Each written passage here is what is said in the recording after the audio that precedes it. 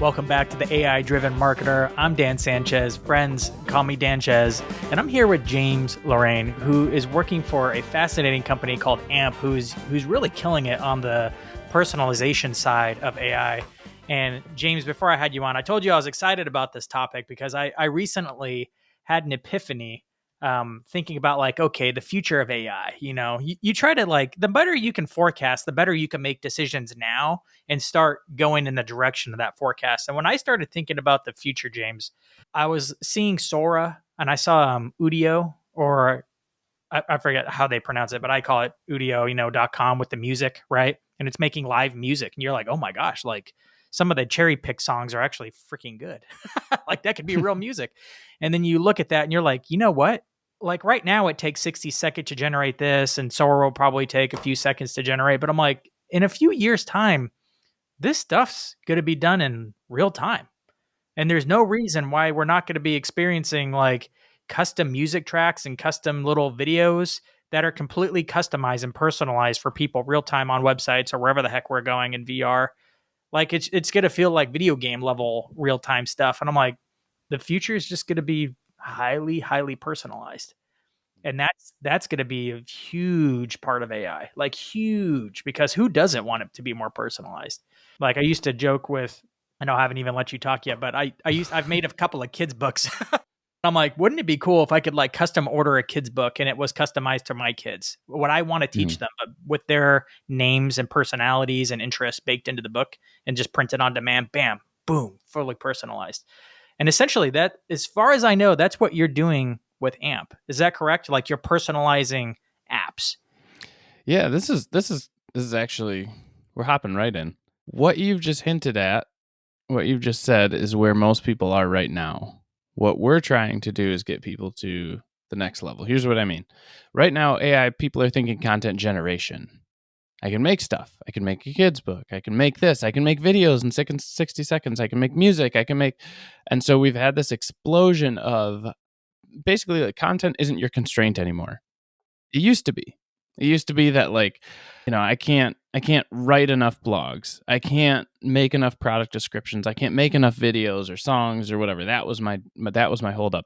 Now the problem is distribution. So I can create anything. I can create a bunch of songs. I can create 1 million songs right now if I wanted to. What do I do with them? How is it effective once I have them? How do I determine who gets what and who likes what and who? And that's what AMP is doing basically. So I see it as I don't think people are even using AI for true personalization yet. Yes, they're making content, but even with the kids book thing, the personalization factor is the app that makes it easy to make the kids book, right? Someone's got to make that app or that SaaS or that tool. Maybe it's Amazon. I don't know. Someone's going to make that and load it in with all the questions. Essentially, it's almost like a survey in order to make said book, because people don't even know what they want. So you have to guide them through that process. But I imagine it's going to get to a point where, personalization's happening. It's not just content, but the content gets personalized. Let me tell you an example that I'm working on currently. And I'm I haven't seen anybody else do this, but it's currently technically possible.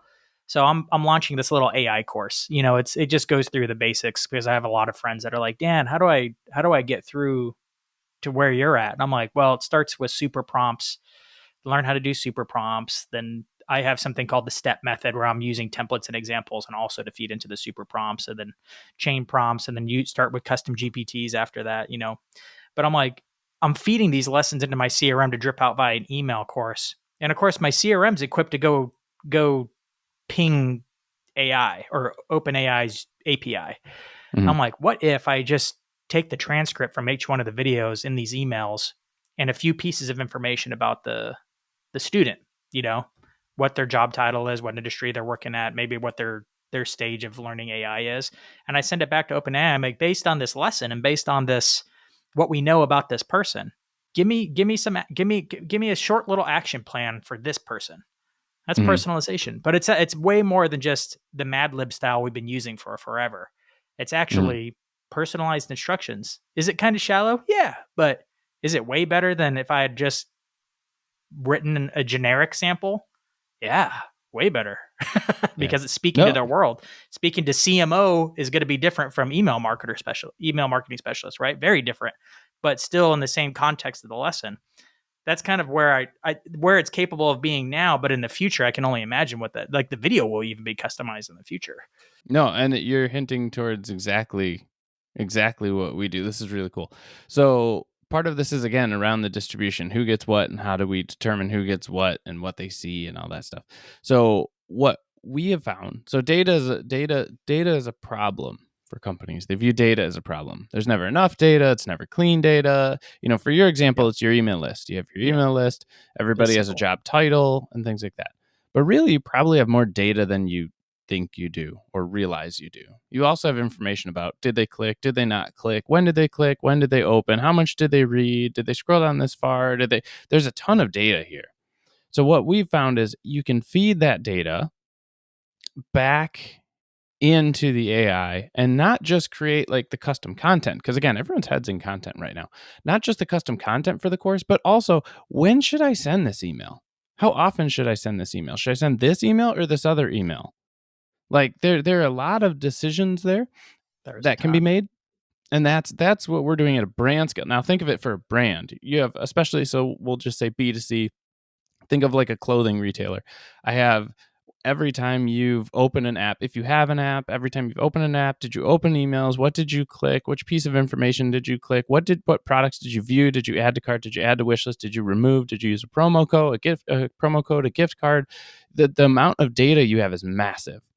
So what most companies do now, to your point, is they build kind of a static user journey. I send an email day one, welcome, and whatever. And then I might put in a recommendation, a product recommendation or something like that. And the view of AI personalization, or just personalization in general, to your point, is the template. Like, hi, first name, and here's a product for you. And then I fill that with a recommender system. What our system does is say, we have way too much information to be playing that game. What we should do is we should take all of that customer data and feed it into AI, similar to what you're saying with your email, the same thing you're doing with your email list subscribers, and say, what, for example, what should we send a user? Should we send an SMS? Should we send a push, an email? If we send that channel, when should we send it?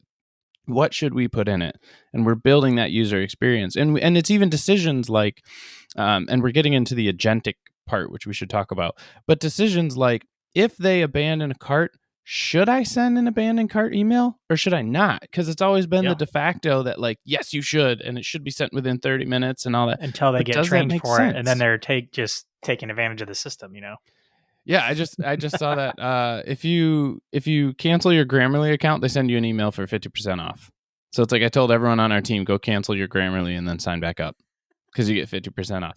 But people learn to that, and then you exploit the loop, right? So what we're working on the AI side is agentic AI. So agentic AI is AI that has agency. So in other words, it's able to make decisions. There's kind of two parts of this. One is it's able to make decisions on its own.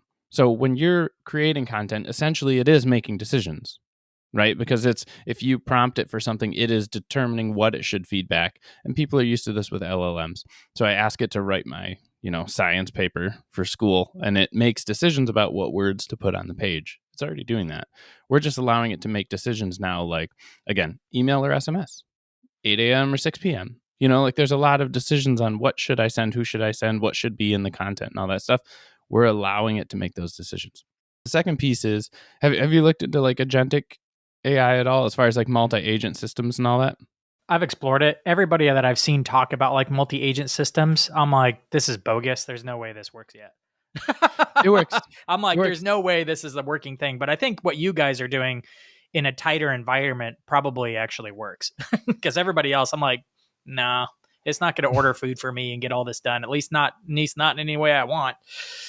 Yeah. There's a lot of ways you can approach it. The one example that most people seem to get is like, you prompt an LLM and it gives you a return and you're like, nah, it's not what I want. I kind of want it more like this. And you go back and forth with it a bunch. And it's like, could you create the agent that knows what you want and the other one that does the prompt, and then have the two communicate to like refine it before it gets back to you, so that what you get is closer to the result you want? So it's still on a micro. I mean, you're still essentially just breaking apart a larger project into micro steps. Yep. Yeah, I mean, I'm using custom GPTs to do that kind of stuff. Yeah, But and that's what's interesting. Is to me, it's like the fantasy football analogy. Like every player isn't good at everything, so it's like I want specialized players who can do special things and then come back to me. Because what you see when you start to build prompts is if I make my prompt too, if I'm asking for too much, what I get back is garbage. So I need to yep, like build a team of yep, focus things. So how we do it on the customer service side and the customer engagement side is we build an agent per user, and really we could break that down finer. So I broke one down earlier where you could do one that's a pricing analyst, and you could have a pricing analyst per project, per product that you have. What are the competitors offer for this product? What are similar products? What are, fine tune the pricing for this product, right? Because I'm not limited by, once you do that, you replicate it across your products. I'm not limited by like physical people in chairs. For us, it's for each user. So I want a user who understands you really well. So like I freaking love Rocket Money right now. Like that's my new addiction is I'm checking my Rocket Money app like 15 times a day. I don't even know what that is. It's a fintech, so it connects to your bank account. It'll tell you subscriptions you have, how much you spent this month, does it compare to last month, like just Like a the new ton of Mint Mobile, or not Mint Mobile. It's a new Mint. yeah. Oh yeah, Yeah, and I think what Mint went under, right? So they're yeah, capturing a that, bunch of people who left Mint. Yeah, so exactly. yeah. And there's a That's bunch of them similar, But but it this is the probably one that actually I've works found. the way Mint was supposed to, or the way we were hoping Yeah. Mint would work. Yeah, no, and it was one of those where like too, I love like how long do you have to wait before you get your aha moment? Like before somebody really time to value, like before somebody really sees value. And it's like the minute I got it and downloaded it, it caught a couple subscriptions that like I had been meaning to cancel forever. I'm like, so it like paid for itself in the first like 5 minutes. But like, why do people use one example we use is like, why do people use an app like Rocket Money? Some people it's to save, some people it's to, feel in control of their finances. There's a lot of reasons why people use an app like this. And then there's also like some people are saving for why save? Like, is it for your kids for college? Is it for vacation? Is it for, and when you can suss that out and figure out exactly why somebody is using something, exactly why somebody's engaging, then speaking to that is so much more powerful because now I Yep. can talk to that person with the thing that they care about. So what we do is like a one-to-one agent. So this agent would watch the actions that I do, would serve up recommendations, see if I click them or not click them, and then learn from it and use that for new action.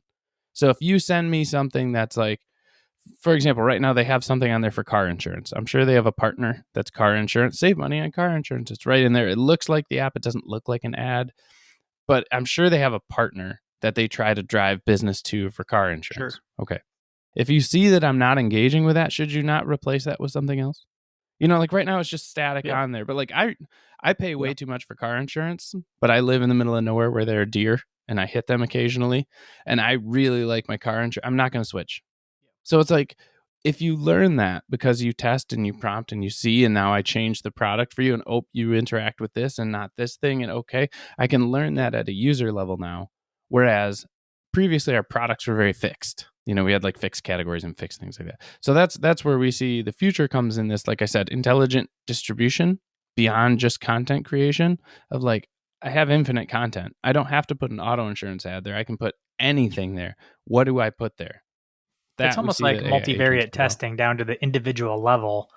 The problem with multivariate testing is that you need so much data in order to prove that one's better than the other. But AI, I'm guessing your AMP is using what it's learned across the board from people. So it's using some of that data, but it's also using just like comments, like some common sense, like, hey, they've seen it 3 times. Like I don't need more than that to prove statistically they're probably not going to click on it, because for this type of ad, I know a bunch of other people, if they didn't click on it in the first 3 times, like the likelihood they're going to click on it 20 times is unlikely. So I'm just going to switch it to something else now. Do you give? Is that how it works? So this is actually really funny.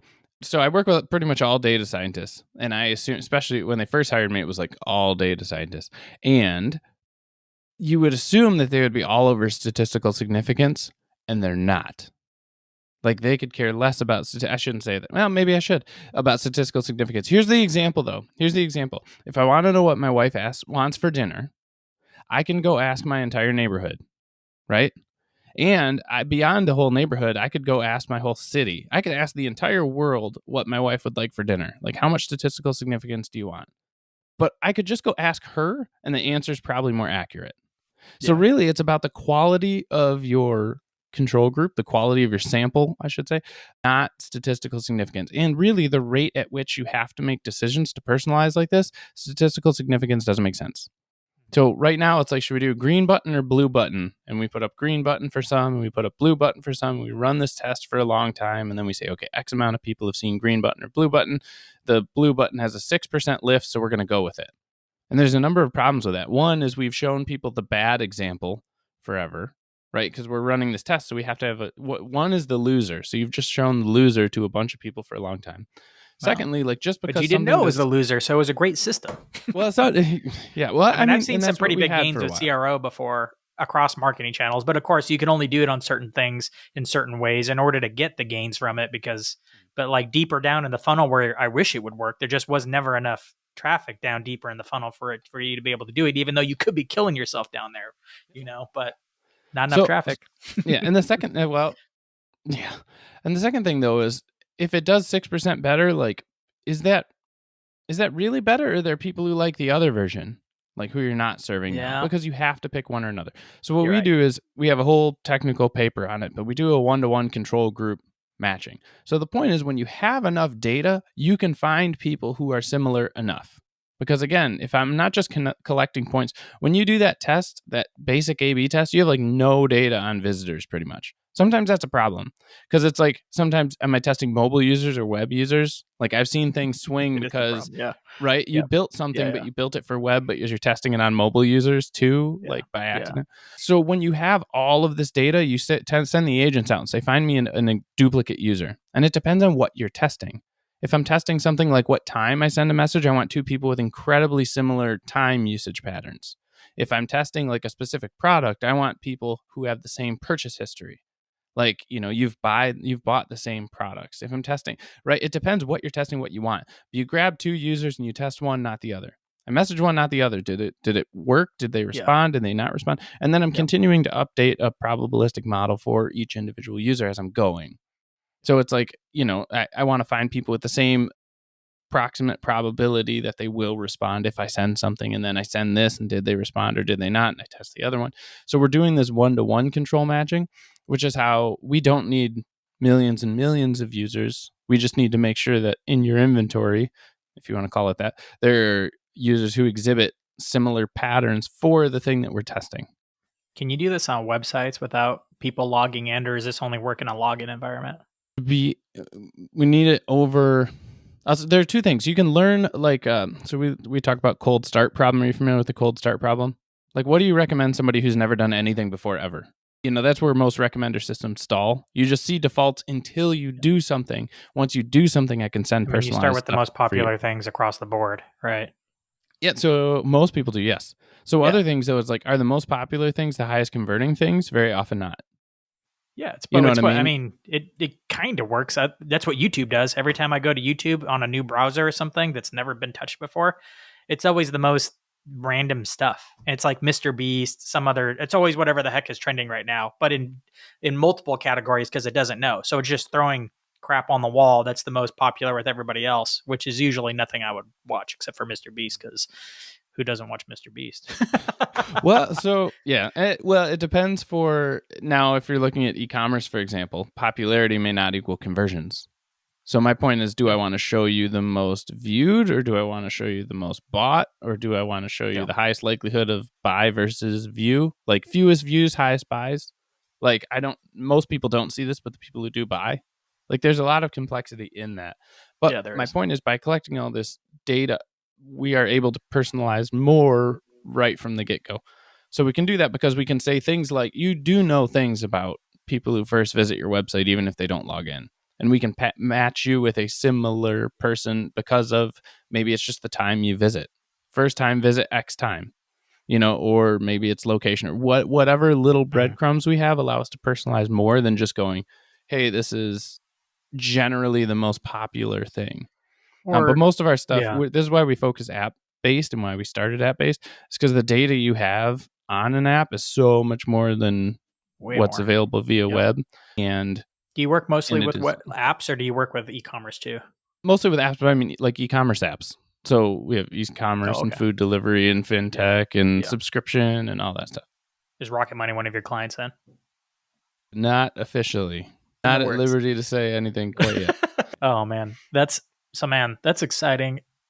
What if you're customizing a lot on the app? There has to be parameters of some kind. Otherwise, it could be throwing all kinds of like your app can end up looking like spaghetti if everything's a variable. So how do you control your app from becoming spaghetti? Do you have to have like defined areas of like what can go where, and then it just kind of decides within those categories of sections of the app in order to keep because there has to be some similarities between how you're using it and your friends using it. Otherwise, when you recommend it and your friend downloads it and it's not the same experience, then that friend will stop referring it. So there has to be some similarities between how they're using it. It is actually really funny. So there is a one of our CEOs has a.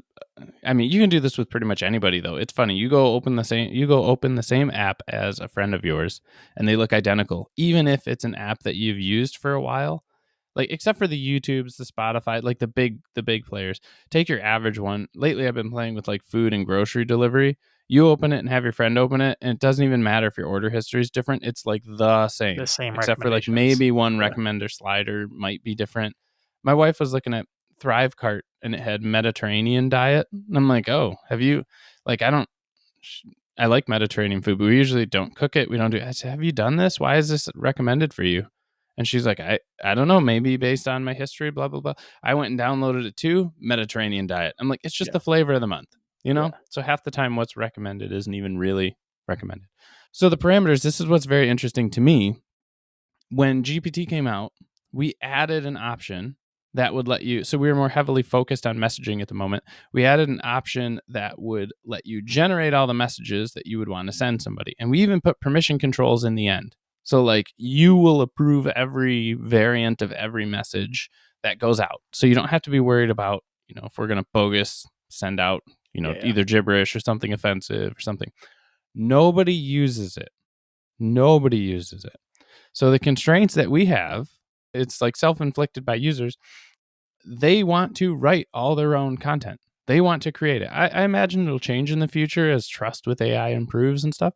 But right now, how we work is the agent watches the user and then it determines when should we send a message based on, usage patterns with an app. When do you log in? When do you look?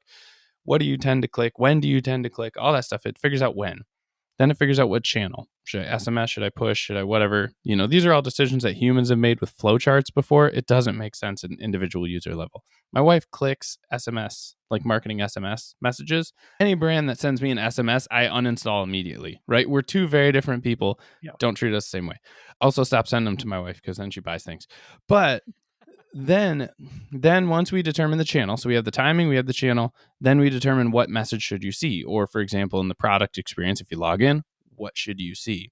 Right now, our safeguards, our guide rails, are that the brands are generating all those options.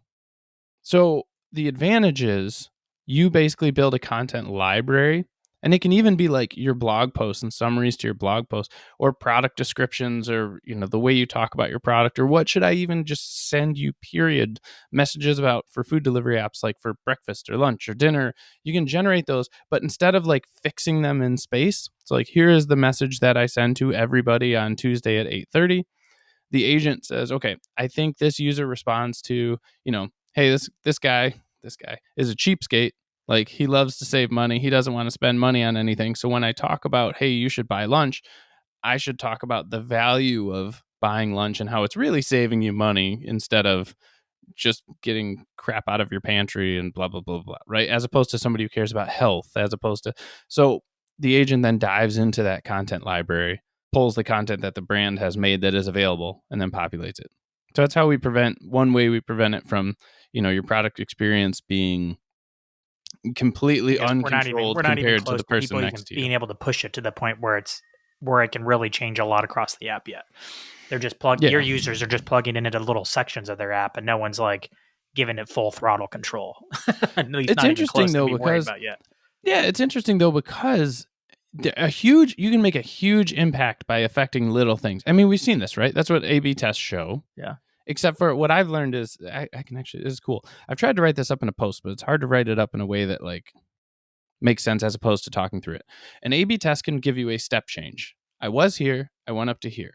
right? Because I like, here's my conversion rate, and then here, but then it stops. It doesn't like continue. It's a step change. I was at 8%, now I'm here, right? And now I do another A/B test, and I hope I get to here, but I probably will end up here. Maybe I'll end up here. Like I'm basically like walking upstairs, and the thing that stops me from the next step is me.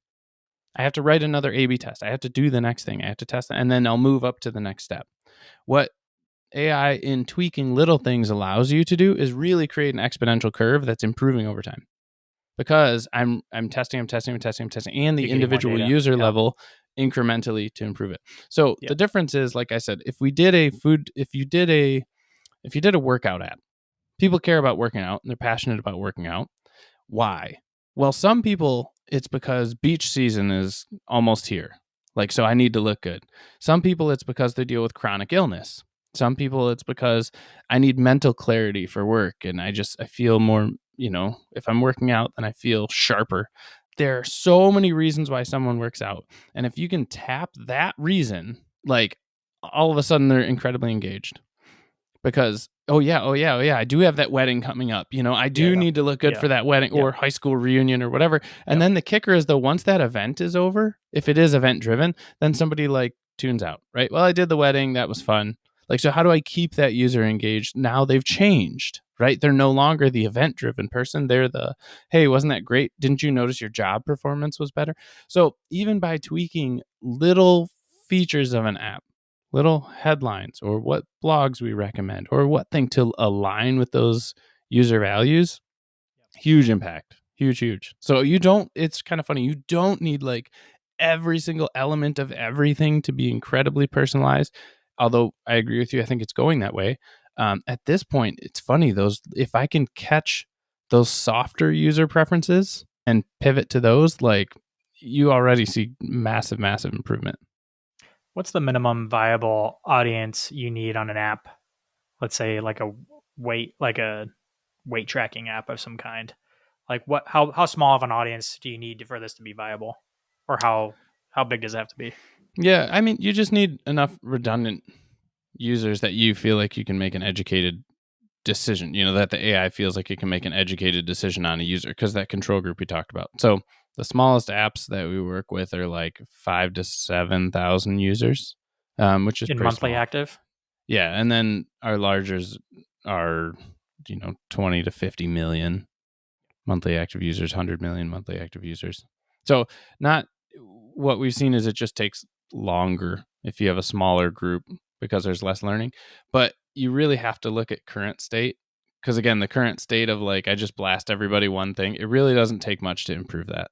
What I love about what you guys are doing is that you're bringing like Netflix level customization down to like smaller players. And we all want that as users of all these apps. We all want that. We're tired of seeing stupid messaging. We're tired of seeing opening up a dashboard for a tool and you being like, how many dashboards are actually relevant? Almost none of them, right? Because they're not, unless you can customize it to what you want, they're generally bogus dashboards. I mean, when's the last time you saw WordPress's dashboard? Yeah. Never, because Usually you never go to that page. No one does. No one ever has. It's a bogus dashboard. But a lot of apps are like that, where it's like they just random stuff on there. It's not, doesn't matter to you. So that's exciting. I'm excited to see where that goes. And where you guys are at with it now, because I thought this level of thing was going to be like maybe a few years away, but you guys are already crushing it, but bring it out there live. So yeah, my next question for you is the head of growth for this company. I'm sure you're experimenting with AI a lot in order to drive AMP's audience, in order to get more conversions, drive people through the pipeline. Tell me a little bit about what your experiments look like internally as the head of growth there. For us, it's actually really funny. We're finding that we've created things that are products in and of themselves, but we didn't realize it as we created it. So one thing that's been very unique is I've worked for a lot of like traditional industries where the market exists. This is one where when we stepped in, there was not really anything like it. And it's funny because we were pre-GPT, and the data scientists brought me on and were teaching me all of the new kind of things I wasn't familiar with, right? And it's data science is like a whole nother language, but I found it to be fascinating, quite fun. So their marketing teams were very, very gun shy about AI. until, like GPT hit and it became like accessible. Oh, this is a thing.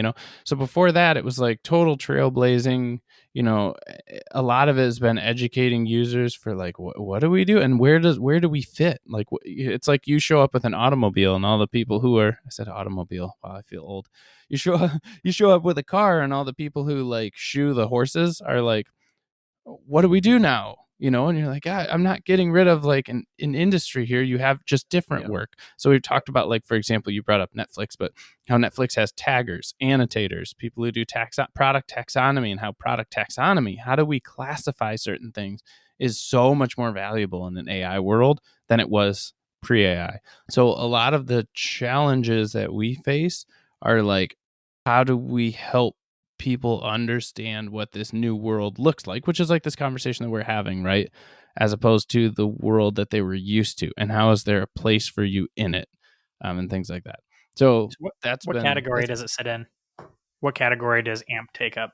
Yeah, so it's funny because at first we thought we were more of an engagement platform. And why we thought we were more of an engagement platform is because typically in modern companies, that's where you build your flowchart, of like day one, send this. Think of any, like, even people who are just used to like sending an ESP, right?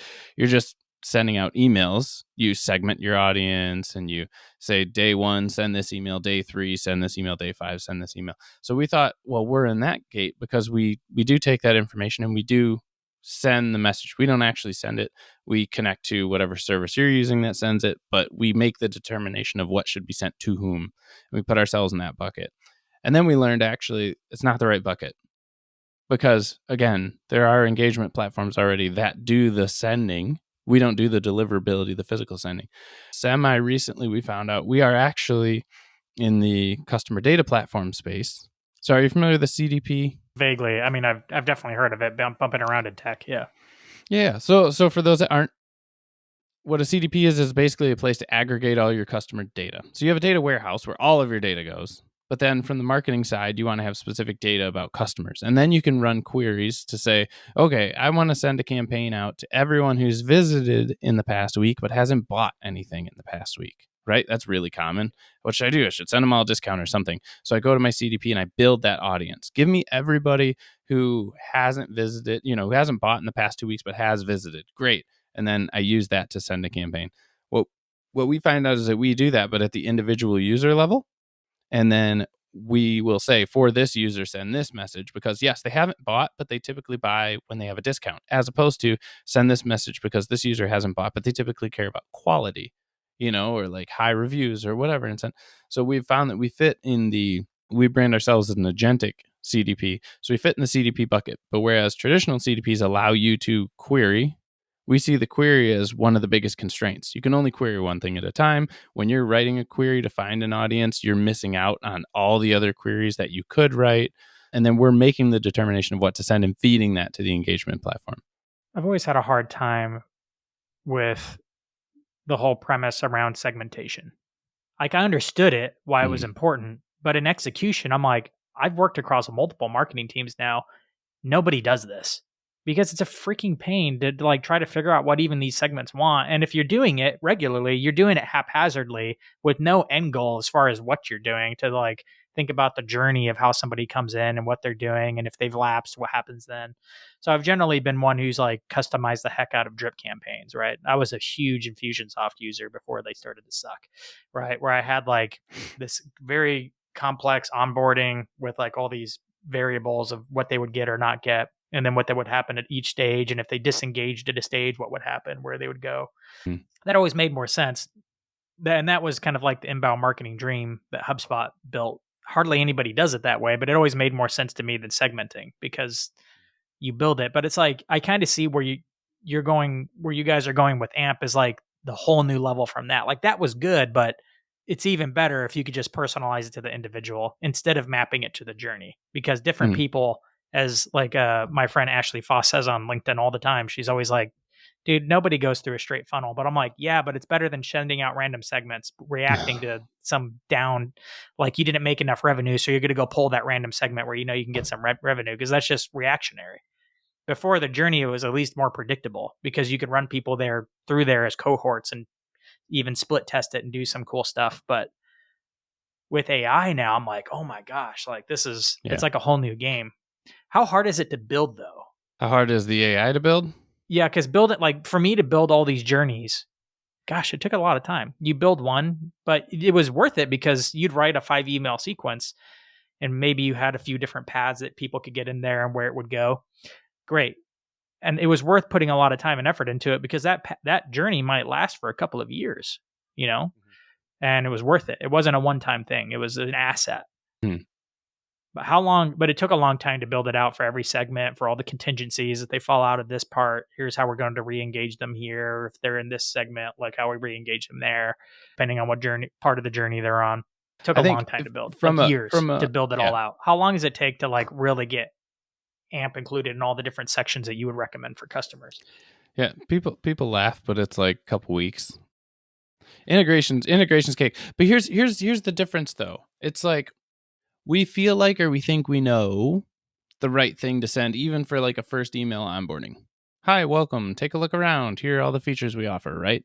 But it's like people pick our product or people pick an app or whatever for very different reasons. Like, why do I use the Lowe's app?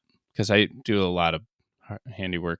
Why do I use the Lowe's app? Because I want to know what aisle something is in. I never buy it on the app. I want to feel it in the store. I just want to know what aisle everything is in, because when I get to the store, I like, all right, where's the a specific tool and where the heck is it? Like, that is the only reason that I use the Lowe's app, because I want to figure out, and it's in the store. I only use it when I'm physically standing in the store to go, where the heck is that? Like, that's the only time I use it. The reason why people use things is so drastically different that building a welcome campaign or even a re-engagement campaign, like, it's so specific to the person that, to me, I get like paralysis, like decision paralysis. When you can send somebody everything, what do you send them? So what we find is it's fun. There's a clicking point with new customers that is so much fun to watch. And I don't know if you've had this with your other jobs, but when they start using AMP, you're like, okay, listen, you have to break them of that mindset of like day 1 this, day 2 this, day 3 this. No, it's not the sequential thing. It is, what do you want to tell somebody? Why would they like your app? So like, we worked with a really small climate friendly cooking app. It was a cooking app. The goal of the app, even though they're not like overt about it, what I mean is they're not like, every meal doesn't have a carbon count or anything like that, but it's just like, this is really good food and the recipes that we have are climate friendly. Why would somebody use that app? Some people, it's because of climate friendly options. Some people, it's because it's majority vegetarian. So it's like, maybe they want some more variety in like their vegetarian offerings. Maybe it's people who want to see what vegetables are seasonal. Maybe it's people who just want to be more healthy and they know that this food is generally more healthy. Like, you have a whole spectrum of people. So when we start working with people on messaging and product, we're like, the goal is find those people. And this is you asked about things I use GPT for all the time. The first thing I do is I say, give me 25 reasons. I ask GPT, give me a list of 25 reasons why people use whatever app. And if the app is too small, I give it a competitor, but it's like, literally just do that. And it'll give me literally 25 reasons why people use every single app. And if you compare that to what a company's marketing department currently runs for their marketing, they speak to like 1, maybe 2 of those. They assume that the reason that you use, I'll just say Rocket Money, for example, is because you want to save money. Yeah, but maybe also not, right? Some people, it's that feeling of control, like we talked about. I want to be in control of my finance. It's safety, it's security, it's this, it's that. Or maybe it's like investing. I want to track how my investments are doing, not my savings. Some people, it's like, I have a bunch of debt. Some people have no debt, right? So anyway, I pull those list of 25, and then we start writing messages for all those 25 people, like 25 different personas. And then what's interesting is like, sometimes what you would think of as a win back, like, so a customer churned, I should send them a discount. Well, maybe that's the exact wrong thing to do for a customer. I should send them a product recommendation. Right. So in other words, you're not with AMP, you're building those different messages and building those different experiences and all that different messaging, but you're not having to attach it in a rigid flowchart. And that's where all the time is taken up, is determining day 1, this is what I'm going to send, day 2. And there's all this pressure of like, I have to write the perfect headline. I have to write the perfect subject line. I have to write the perfect message. No, you don't, because any message you write is perfect for someone. It's finding the someone that is perfect for. So you also see a lot less people are less intimidated about having to be perfect, because the AI, we have had a lot of examples where the AI is like, that message is a dud, whoop, and you can see it tries to send it to a few users and like nobody ever clicks it. So it'll test it occasionally, but for the large part, it gets binned, and it just never uses that piece of content anymore. Yep. So what we have is, usually people, like I said, customers hit that clicking point where they're like, oh, I could do a campaign for this now, or this now, or this now. And creating it doesn't mean, where do I slot it? Do I slot it on day 5? Do I slot it in for these type of users? Do I pull it? No, you just dump it in the library and let the AI tell you, hey, this is really good for, this specific users. And that's just informational. Like, oh, that's cool. But you just continue to let it do its thing. So yeah, it takes a fraction of the time. We've had so many people surprised at how quick it is, because a lot of where you spend your time is like, should I send it at 8 a.m. or 6 p.m. or should there be a 4-hour delay between these two, or how long, and then A/B testing of should I send it 8 a.m. or 6 p.m. Like I'll set up an A/B test. Should the button be green or blue or what? A lot of that you don't have to do anymore. You just have to create like new ideas for campaigns, which is honestly the fun part. Other than AMP itself, what are some of your favorite AI tools to use? Maybe besides ChatGPT too. I was gonna say GPT, Dolly. I use a lot of the big and basic ones. On my side, I'm trying to think of some of the best ones. Riverside, I know what are we This is using on right now? Zencastr. This is on Zencastr. Riverside, I am so impressed with.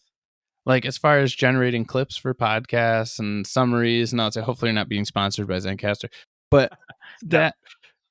I was thinking pre-AI, like we tried to do a podcast and it was so much work. Like, I know I'm preaching to the choir, but it's like, pulling clips and trying to find the best, and then the transcripts, and then this. So I was using like Veed to make the transcript for me. So I'd export everything from Riverside to Veed and get the transcript and all that stuff.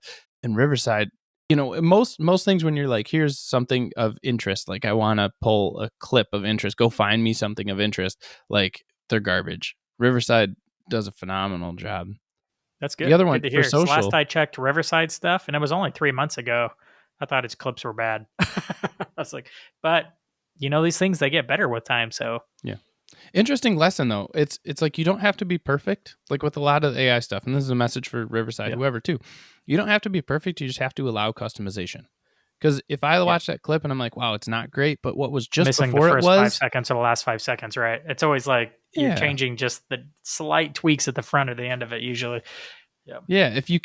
Then it's trash. But if you allow people to like tweak it a little bit based on what they like, then it's good. The other one, just for fun, is like Opus Clips.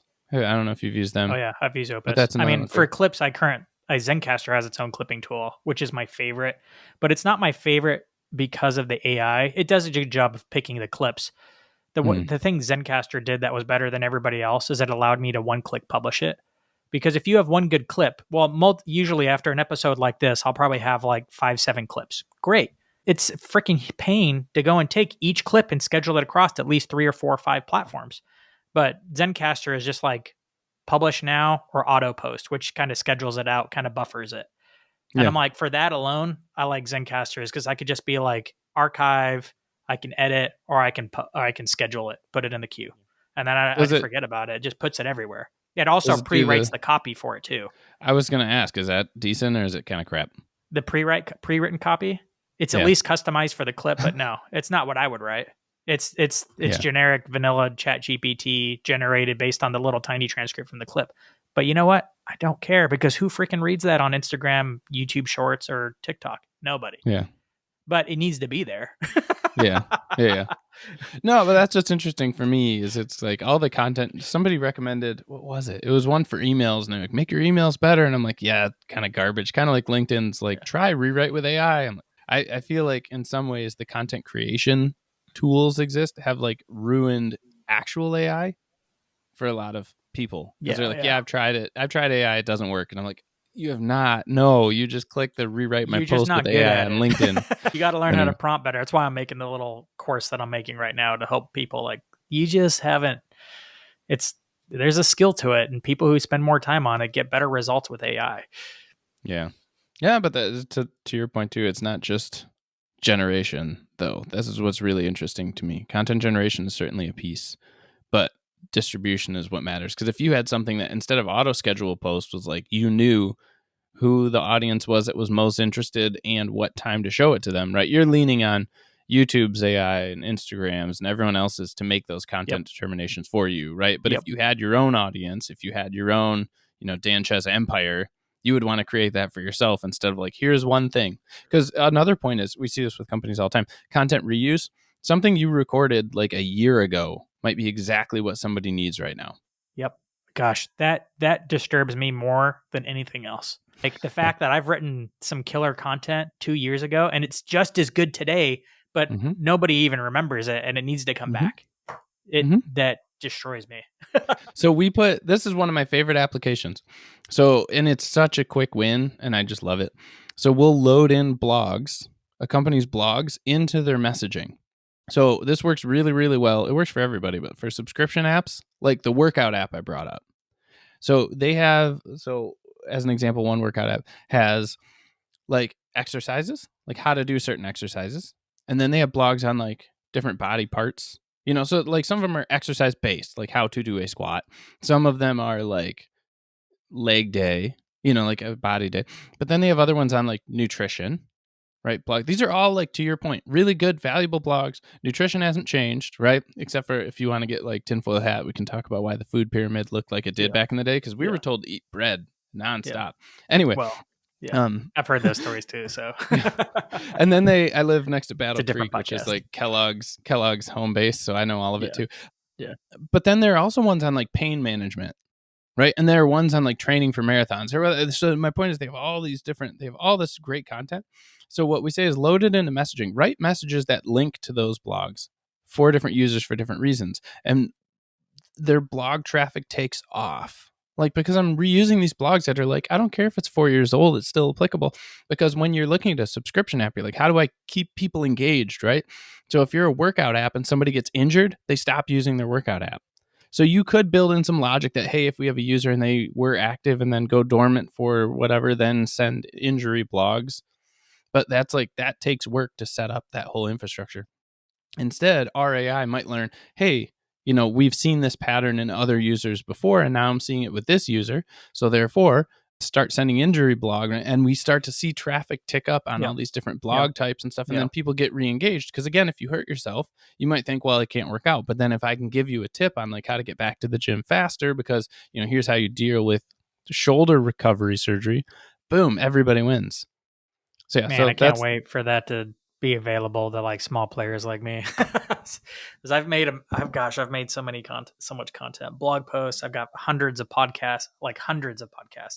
I mean, not even just on my own podcast, but I could pull them all in because they're all out there. They're all Sanchez. They're all Team Sanchez. But I can't. Exactly. There's no way to currently do that. I have a membership area where I put all my courses into my best content, my best playbooks, but there's no way to like even drip it out via email or text message or whatever the heck I got people subscribed on. There's no way. That's not currently possible with what I have, but I wish it were. There's so many quick wins too. Just like redundancy elimination. Like if I'm tracking per user, then I know, okay, I've already sent this and they didn't respond at an individual level. Because right now you might say, hey, this was great and I wrote it 2 years ago. I'm going to send it again. And somebody might have been like, oh, I've seen that thing. Which is always our fear of like alienating one person. It's going to happen. But either way. Yeah, to me, that's like the quickest win that is so much fun to do is taking, every app's blogs, that's for your recipes. Are you using that for your own marketing then? You're eating your own dog food and using your own tool. I wish so much that we could do it. I said for prospecting, we need to turn it into a prospecting tool because it's like so good at like customer engagement and re-engagement for these big apps with content. I'm like, we need to apply the same thing to like outgoing sales emails and stuff, but they're already players in that market. So we get to live vicariously. I just mean there's enough people who are advancing in that area, like in sales prospecting, that they'll probably be there. Our niche is for like cold outreach. I'm thinking about warm outreach just for newsletters. People like in your audience. I mean, like Audience Plus is kind of working on this, but not like that. Not like I think you'll start to see it. Yeah, it's reinforcement. So it's reinforcement learning and it's contextual banded algorithm. I think that it'll get much more common. So here's what was interesting to me. So I have an electrical engineering background. long story. I did medical device engineering for 10 years. I won't go there. If you look at who's built MarTech, like look at who builds almost any MarTech company, and it is computer scientists, computer engineers, computer scientists. And once you see it, you're like, oh, you can't unsee it. Because it's like, I had computer science courses. It looks like a computer science interface. If this, then that, right? That is straight out of the playbook, and that's how all of them are built. So now we have this like wave of data science. Data science has always been there, but it's been like this like nice to have. Like, okay, here's a cute little project. Can you work on this data science team? Now it's starting to be more dominant that people are like, wow, there's some serious depth of things we can do in data science here that are well beyond if this, then that. You're starting to see the next round of tools. Our tool is an example founded by 3 data scientists, PhD anthropologists, PhD neuroscientists, data scientists. They don't build things like computer engineers. So it's like the interface is absolutely totally different. The way that it acts is totally different. So I think if a sales prospecting tool, or I've even seen this for like, I was looking at HR because we do churn prediction and churn prevention, but instead of like the difference, there's always this like cliff. And it's like churn prevention. All right, here's the users who are churning. Where the cliff is like, okay, so send them all this one message. You know what I mean? Like, no, like you want to know if somebody's churning, and churning is different for each user. Some users churn after their first visit, and you can tell because like, oh, they've done this action, this tends to be churn. Anyway, you're going to start to see these tools pop up in other areas, I'm sure, that are built by data scientists with a data science methodology and mentality that are so much different than the ones that are built by computer engineers today. So I think you're going to start to see it everywhere. It's going to become a lot more normal. And it won't look like the flow chart, because the flow chart was the best we could do at the time with the computer engineering background, creating these things. It's going to look different for every industry. Yeah. My mind was instantly like, oh, HR, oh, shoot, you can track employee retention, all that kind of stuff. But then my mind went from there really quick to like the government using it. And I'm like, crap, we're going to be into like minority report status. Yeah. Oh, I can't go there. That's not what this show's about. I'm all about the more practical stuff. Like, what can we do now rather than theorize about the future? But I think it's, yeah. HR is an interesting one because I've looked into it too. And the data that they have, this is the problem you see, is the data that they have is all over the place. It's all in different systems. It's not correlated to anything. And this is a data science problem, right? This is why things are happening the way that they are. And data science has taken over in a lot of ways, because it's step one is you need to actually have data that you can feed into a model that can then produce findings and results for you. Yep. It's like all the data was always there. I mean, remember talking about the fire hose back when Twitter was like a thing, like the API was open to everybody. Everybody's like, we don't know what to do with all this information. I'm actually really excited about Grok, the AI, because of what it will be able to do with that information sometime in the future. I just tested it out last week and paid for the premium for a month just to test Grok, because I'm like, theoretically, like it has the best real-time insights into what the heck's going on over the world, but its ability to find the right thing, not very good. Yeah. For me, it's funny because I'm pretty confident it will be someday. So I'm paying attention to that. For me, it's like, just watch though. The agency is where we're going to see the next shift. So I went to a data science conference maybe like a month or two ago, just because it was near me in Michigan and nothing is near me. So I'm like, I'm going to go to this. The output, the holy grail, is a dashboard. So like all the data scientists are all talking, hey, what do? We build a dashboard, like for management, like literally. And I'm like, wow, this is going to change so fast. Because again, our chief data scientist always says, you're never looking at a minority. You're looking at at a majority. You're looking at the largest minority. So anytime you do an A/B test, anytime you do anything and you're like, this is what everybody loves, this is our most successful option, it doesn't mean it's the majority of your customers, users, whatever, who like it. It means that it's the biggest minority that you can measure actually like it. So any dashboard you produce, any findings, anything is always at the aggregate level. It's either at the aggregate level, which is like useful, a lot of missing, right? Because if I say this is great for 8% of people, that means I'm missing 92. Or it's at the individual level where we as humans can't do anything with that. I can't do anything for one person. It just doesn't scale. So what you start to see is now if I let AI take over, then the individual matters and the AI can act on the individual level and just report to me the aggregate, sure.